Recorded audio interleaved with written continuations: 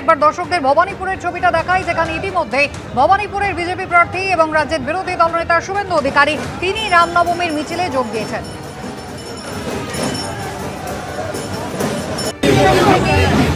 সুশাসনের দাবি করেছেন বিরোধী দলনেতা, বলছেন রাম রাজ্য চাই, হাতে কাজ, পেটে ভাত, মাথায় ছাদ চাই। শুভেন্দুদা, একটাই প্রশ্ন, সেটা হলো আজকের দিনে মিছিল করছেন, কি বলবেন? রাম রাজ্য চাই, হাতে কাজ, পেটে ভাত, মাথায় ছাদ, সুশাসন, নারী সুরক্ষা, হিন্দু বিরোধীদের বিনাশ, সনাতন বিরোধীদের বিনাশ। রামনবমীর মিছিল কিন্তু ইতিমধ্যেই শুরু হয়ে গিয়েছে। পাশাপাশি দু জায়গার ছবি আপনাদের দেখাবো। একদিকে ভবানীপুর, যেখানে শুভেন্দু অধিকারী তিনি নিজে মিছিলে সামিল হয়েছেন, আর অন্যদিকে হাওড়ার কাজীপাড়া কড়া নিরাপত্তার বন্দোবস্ত রয়েছে। দেখছেন কেন্দ্রীয় বাহিনীও কিন্তু মোতায়েন রয়েছে। একেবারে রাজ্যের পক্ষ থেকে গতকালই জরুরি ভিত্তিতে একাধিক বৈঠক করা হয়েছে নবান্নের পক্ষ থেকে, এবং প্রয়োজনে তারা বাহিনীও ব্যবহার করবেন নিরাপত্তা সুরক্ষিত করতে। একদিকে ভবানীপুরের ছবি দেখছেন এবং অন্যদিকে কাজীপাড়া হাওড়ার ছবি দেখছেন। ভবানীপুরের বিজেপি প্রার্থী শুভেন্দু অধিকারী তিনি রামনবমীর মিছিলে সামিল হয়েছেন। সৌমিত্র রায় আমাদের প্রতিনিধি এই মুহূর্তে সরাসরি রয়েছেন হাওড়া থেকে আমাদের সঙ্গে। অঞ্জনীপুত্র সেনার উদ্যোগে হাওড়া ময়দান পর্যন্ত মিছিল শুরু হয়েছে কি সৌমিত্র?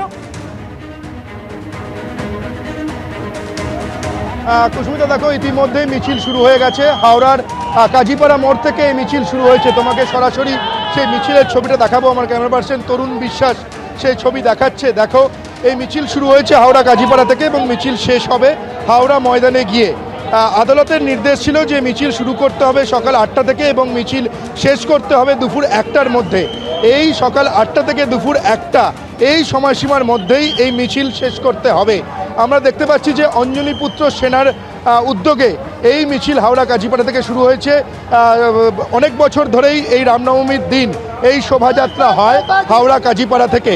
শুধুমাত্র হাওড়া এলাকাতে এই মিছিলটাই নয় কুসুমিতা, এরপর দুপুর 3টে থেকে বিই কলেজের সামনে থেকে আরও একটি মিছিল শুরু হওয়ার কথা রয়েছে।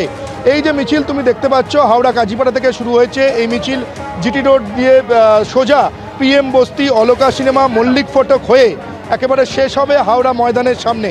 বছর 3 আগে এই হাওড়াতে রামনবমীর মিছিল উপলক্ষে মিছিলকে ঘিরে একটি অশান্তির পরিবেশ তৈরি হয়েছিল, সংঘর্ষ হয়েছিল। সেই কারণে আমরা দেখতে পাচ্ছি যে এই বছর পুলিশ প্রশাসন একেবারে কড়া নিরাপত্তায় মুড়ে ফেলা হয়েছে এই হাওড়া কাজীপাড়া এলাকা, এবং যে রুট দিয়ে মিছিল এগিয়ে যাচ্ছে হাওড়া ময়দানের দিকে, সেখানে বলা যায় যে হাওড়া সিটি পুলিশের তরফে প্রচুর পুলিশ এখানে মোতায়েন রয়েছে।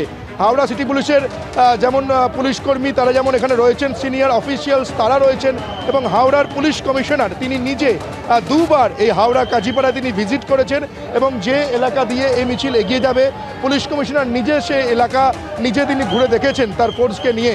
এবং হাওড়া সিটি পুলিশ যেমন সতর্ক, প্রশাসন যেমন সতর্ক, তার পাশাপাশি আমরা দেখতে পেয়েছি যে কেন্দ্রীয় বাহিনীও হাজির রয়েছে এই মিছিলকে। অর্থাৎ তুমি বুঝতেই পারছো এই মিছিলে যাতে কোনো রকম অপ্রীতিকর, কোনো রকম অশান্তিমূলক ঘটনা না ঘটে, সেই কারণে সতর্ক একেবারে পুলিশ প্রশাসন। এবং গতকাল আদালত নির্দেশ দিয়েছে যে দুপুর 1টার মধ্যেই মিছিল যেমন শেষ করতে হবে, তেমনই এই মিছিলে কোনো ধাতুর তৈরি অস্ত্র ব্যবহার করা যাবে না, ডিজে ব্যবহার করা যাবে না।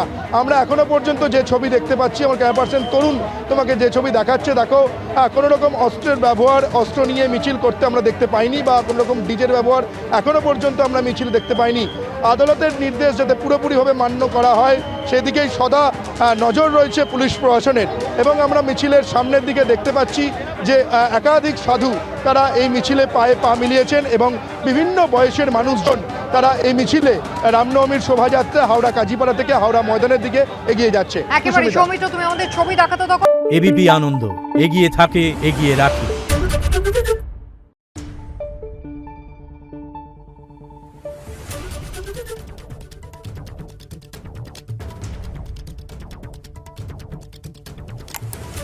Thank you.